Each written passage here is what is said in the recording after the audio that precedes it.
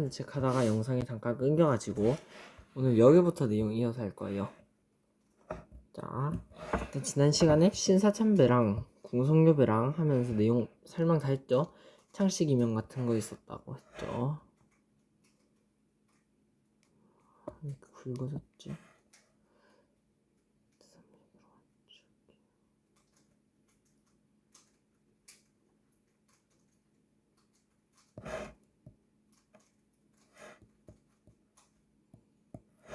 자, 그 다음에 한국어 교육을 금지했어요. 말로는 금지를 안 했어요. 자, 우리 이전에 무단에서 문화로 바뀌었잖아요. 이때 말로는 한국어 교육을 인정하겠다 했지만 실질적으로 금지를 시키고 있었어요. 계속 일본은.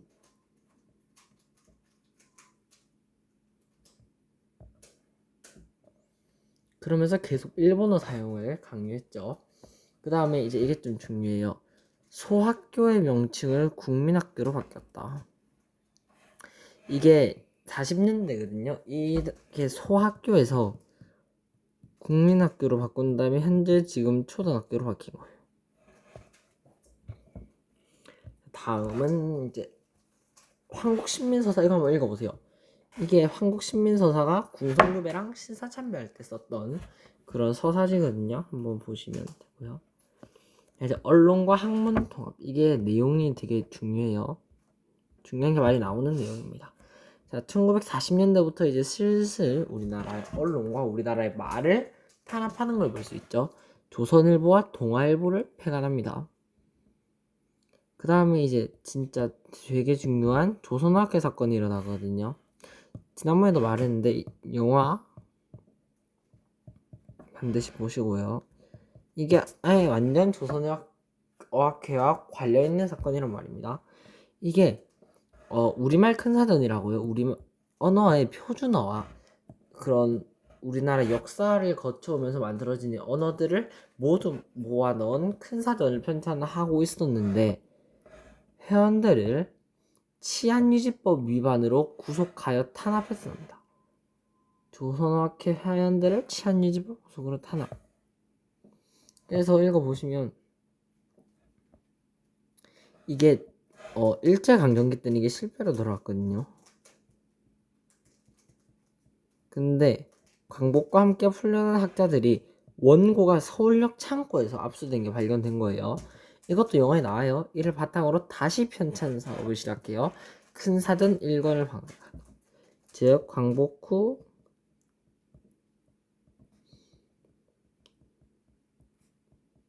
평간을 성공하게 되는 겁니다. 다음 전시동원 체제와 수탈. 이제 오늘 좀 진도를 많이 나가야 돼요. 34에서 많이 못 나가서. 남면 북양 정책. 자, 대공황이 왔잖아요. 대공황이요. 이건 좀 중요하다. 1930 후반에서 1940 초반까지 전 세계 물가가 한 방에 급락하면서 1900년대에 있었던 가장 큰 경제 침몰 위기라고 보시면 됩니다. 이게 대공황 사태고요. 이후에 일본 방직 산업, 즉 일본이 이제 안에서 내부 산업을 할 거 아니에요. 그 원료를 확보하기 위해서 남면 북양 정책을 시행한 건데요. 자기 땅이 좁으니까 이렇게 일본 땅과 대한민국 땅이 있으면 땅이 좁으니까 한반도 남부의 위쪽에 면화를 재배하는 거예요. 즉 면화는 지금 옥강 같은 거거든요. 이런 걸 재배하고요. 북부에서는 양사육, 면화집에 양사육 이런 거를 강요했다는 겁니다. 병참 기지화 정책. 이거는 이제 지금 하는 거는 이제 딱히 엄청 중요한 건 아닙니다. 이 병참 기지화 정책은 식민지 공업화, 즉 식민지가 이제 공업적으로 좀 되는 거예요. 일단 물자 같은 거, 전쟁에서 필요한 것도 공급을 해주고 그런 목적으로 만들어졌지만 이렇게 소비재 생산 위축에 따른 산업 간 불균형. 이게 뭔 말이냐면 생산하는 양이 막 다르잖아요. 그리고 대공황이 오면서 생산량이 확 줄어들었잖아요. 그걸 이제 나눠가지는 이 산업 간의 불균형 사태가 일어났다. 그 다음에 북부지방 공업시설 1억 공장 같은 게 이 위쪽에 너무 편중되어 있다. 그러니까 지역 간 불균형. 이렇게 두 가지의 문제로 인해서 이게 실패했습니다. 이 처음 내용이 뭐였냐면 북부지방의 위쪽에 중화공업 집중적으로 육성하고요. 군수사업까지 뭐 이런 다양한 종류의 병참기지와 즉 식민지를 이제 공업화시키는 정책들을 시행했지만 좀 한계가 있었다. 그 다음에 진짜 중요한 거 나옵니다. 국가총동원법이거든요. 국가총동원법 이게요 1938년이거든요. 말기인데 지금 되게 중요하게 나와요. 국가총동원법이 중일전쟁 이후에 인력과 물자, 중일전쟁은요 중국과 일본입니다. 일본이 있었던 게 청일, 러일, 중일. 중일이 1900년대 후반입니다. 이후에 이런 아직 부족하잖아요. 사람 부족하고 물자도 부족하고 그래가지고 인력과 물자를 동원하기 위해 공포한 법이에요. 이게 국가총동원법이라는 겁니다. 자, 이제 인적 자원 수탈, 즉 이제 이 식민지 국가의 사람들 노동 강요. 자, 학도병이요. 어린 사람들을 군대 데리고 나가거든요. 지원병제, 지원해서 군대 나갈 수 있게 하는 거. 학도지원병제, 학생들이 군대 들어가는 거. 징병제 실시. 이런 청소년들이 나라를 위해 희생하도록 하는 정책을 펼쳤고요. 나머지는 그냥 이제 계속적으로 전쟁에 필요한 노동력을 뺏어가는 겁니다. 그리고 위안부 봐주세요. 강제로 동원시킨 것. 이것도 일본에게. 자, 여기 한 개 빠진 게 있어요. 먼저 구남도 적어주세요.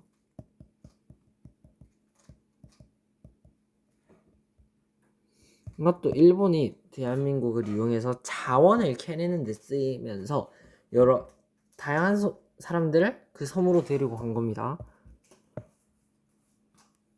그다음 물적 차원의 수탈, 식량배급제, 공출제. 중요한 건요, 공출제에 좀 밑줄을 쳐놓을게요. 이제 미국과 금속류를 우린 이제 한반도에서 만들어서 넘기는 겁니다.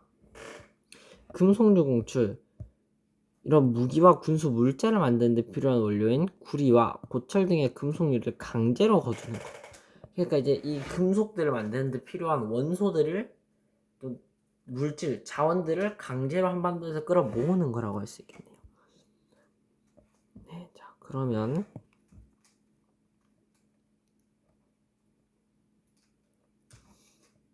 좀 빨리 나가야 돼서 하나하나 볼게요.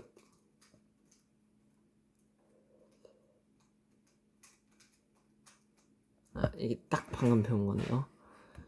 내용 보시면 녹그릇 70%를 빼앗아가고 30%밖에 안 남았다. 세금, 즉 처음엔 미국 공출이고요. 두 번째는 금속 공출 얘기입니다. 자, 이 시기 녹그릇을 전부 다 갖다 바쳤다. 식량 고생이 심했다. 뭐예요? 1930년대 한국 식민서사. 이거 보기에 되게 많이 나올 거예요. 이제 토지조사령 정도 봐주고 나머지는 볼 게 없을 것 같네요. 이거는 뭐 다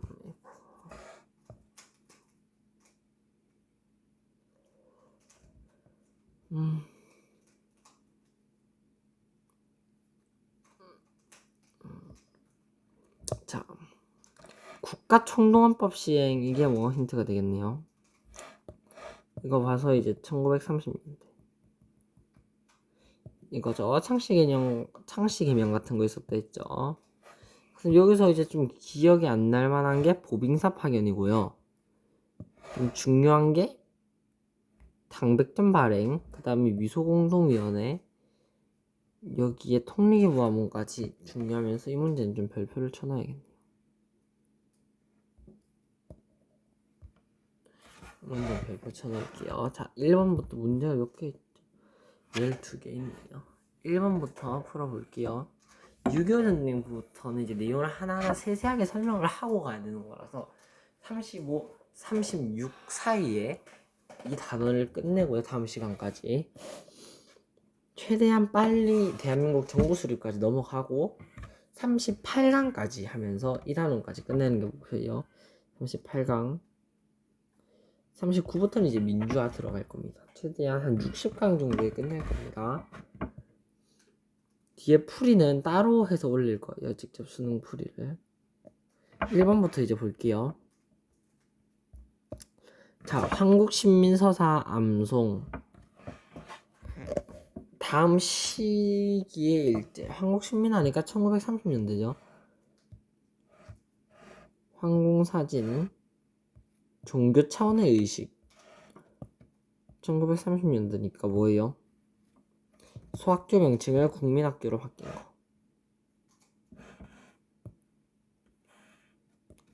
태영령 내용, 새마을운동.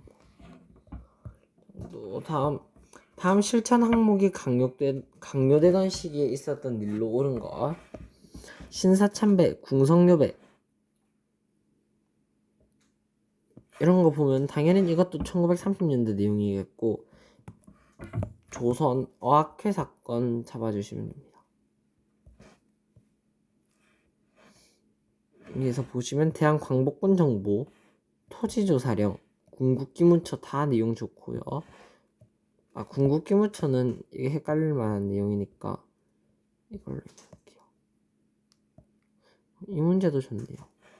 살짝 앞에 거랑 유형이 비슷해요. 유형이 가상 인터뷰를 할 때 볼 수 있는 모습으로 적절한 거. 공출제가 시작. 이것도 1900년대겠죠. 바로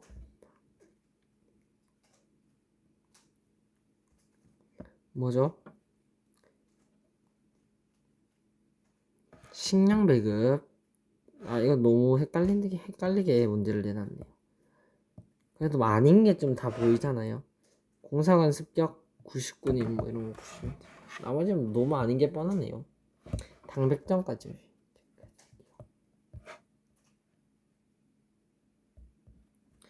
자, 4번 병참기지로서 조선의 사명을 명확히 파악. 뭐예요 이건? 이 시기? 이 기사 이후에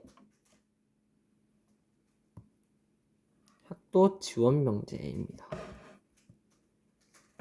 이때 나오는 게 뭐 이제 징병제하고 이제 자유롭게 자발적이게 군대 입대할 수 있게 하는 거죠. 그 다음에 의병의 가담, 회사령, 헌병경찰제랑 메가타 화폐정리사. 이 문제도 좋네요. 오케이. 다음 전투 여기까지. 일단 4번까지 봐놨고요. 1930년대 내용으로 넘어갈게요. 오늘은 여기까지 진도 나갈 거예요.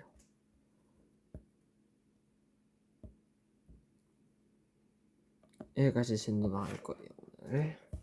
자, 한중 연합작전. 일본이 그거 졌잖아요. 그 중일전쟁에서.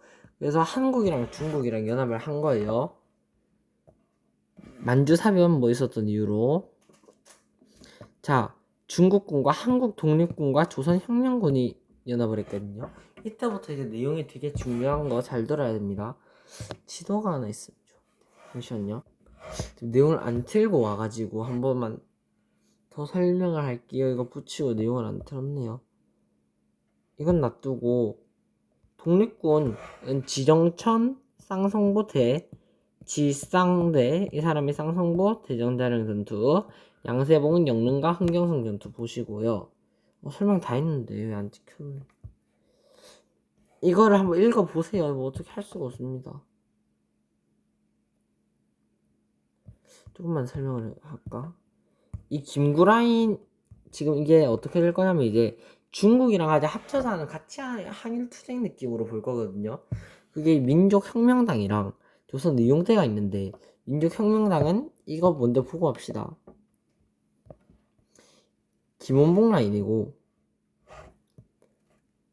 의용대도 김원봉 라인인데 여기서 아까 왔더니 한국광복군이랑 의용대랑 합쳐지면서 조선 의용군이 나왔다.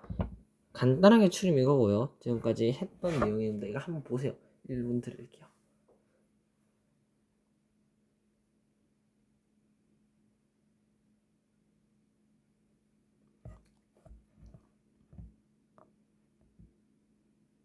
그래서 뭐 의용군으로 개평되고 남은 세력은요 한국광복군에 합류합니다. 이게 어디냐? 여기서 한국광복군 이렇게 나왔다니. 좀 헷갈리네. 조선 의용대에서 일본이 이쪽으로 왔고 일본이 이쪽으로 왔다.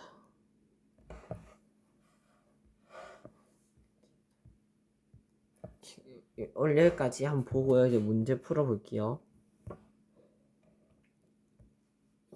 자, 조선 의용대랑 한국 광복군 내용입니다. 의용대 한국 광복군.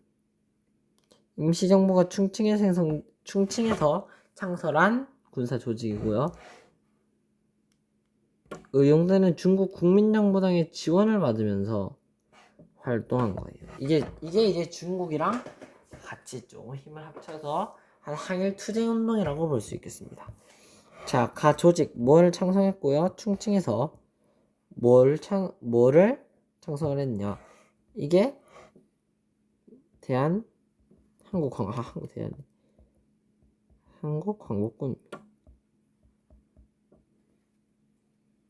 광복군은 뭐야? 중국군 흥경선.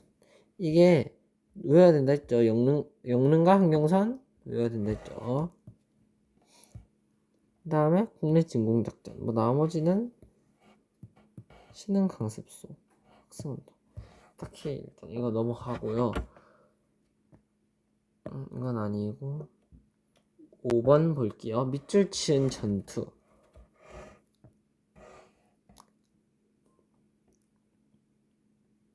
자, 일본군 습격, 태평양, 대전자령 이렇게 보시면요. 이 전투가 진행된 시기는요. 대전자령이니까 지정천이네요. 1940년대 쪽이잖아요. 조선혁명군이 활동한 시기. 헷갈릴만한 게 신민회에서 독립기지 건설한 게 맞는데 뭐. 그 다음에 집강소 알아두시고 되고요. 다음 가해 군사 조직입니다. 한중연합작전 양세봉 장군 항일투쟁을 일으키는 민요. 이 사람 뭐한 사람이죠? 여기 있죠. 영릉가. 아까 외워란 거 지금 다 나오고 있습니다. 그 다음에 신흥 강습소. 이따가 그럼 베트남 전쟁 내용도 나올 겁니다. 지금 뭐 볼 게 없을 것 같고. 7번 가 군사 조직이 창설된 시기. 중국 관내 최초 한인 독립군 부대로 창설. 최초의 항일 한인 독립군. 이거는 주일론의 이유 4번이네요. 라 내용이 되겠습니다. 다음 5번 8번 다음 군대에 대한 설명 있네요. 김원봉을 총대장으로 해서 조선혁명 1980